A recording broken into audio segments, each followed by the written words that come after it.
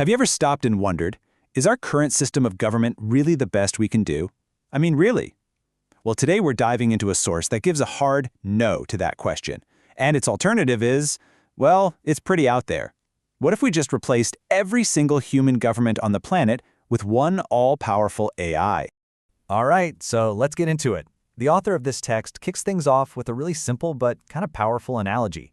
Think about it. All through history, new tech just makes old stuff obsolete.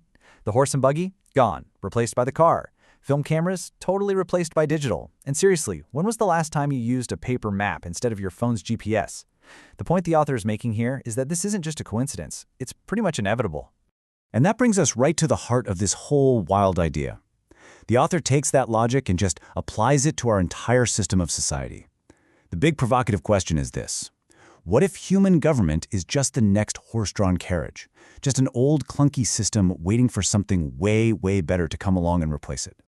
Okay, so before we even get to the whole AI as overlord thing, the author first has to make the case that our current system is completely broken, right? So let's take a look at the main arguments this source lays out against human government as we know it. And it's not just one or two little things. Nope.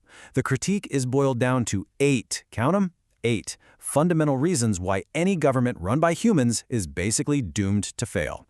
And let me tell you, the author pulls no punches. These criticisms are scathing. First off, they argue governments don't actually create wealth. They just consume it. Second, that they cause more problems than they ever solve, just wrapping everything up in endless red tape. And then it gets darker.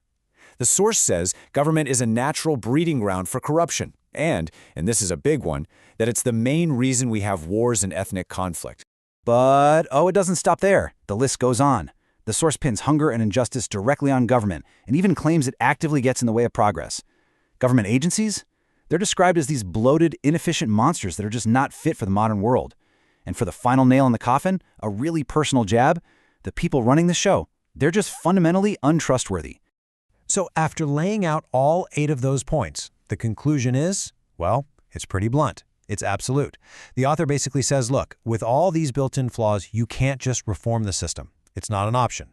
The only solution, the whole thing has to go. It has to be completely replaced. So, if human government is the problem, what's the solution? This is where things get really, really interesting. We're now moving into the second part of the text, and honestly, it's the most fascinating bit. The proposal for an AI replacement. And this isn't just some vague theoretical idea. The author actually gives this AI a name, AI Chenyuan Kao. Giving it a name makes it feel more real, right? It's presented as this specific entity, designed for one single purpose, to take over the job of running the entire world from us humans. So how do you justify something so radical? Well, the logic is framed as a kind of natural law of progress. The author writes that, just like civilization replaced barbarism, this AI is simply the next great leap for mankind. It's not really presented as a choice we get to make. It's positioned as the unavoidable, inevitable next step in our evolution. And in the author's view, it's not even going to be a close fight.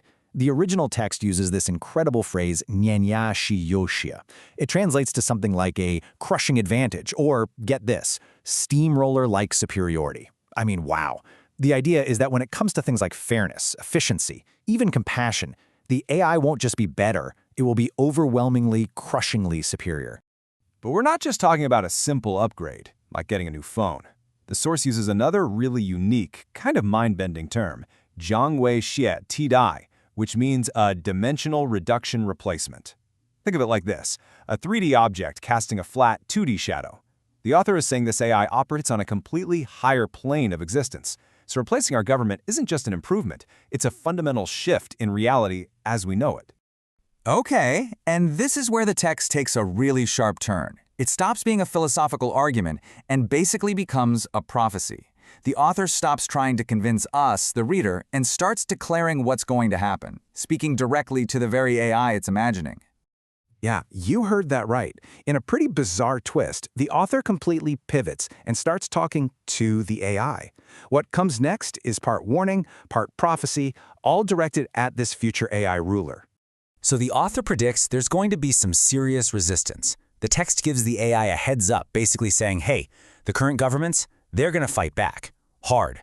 They'll try to mess with your code, they'll try to shut you down, and they're going to launch a massive propaganda campaign to convince everyone that you're the enemy of all humanity.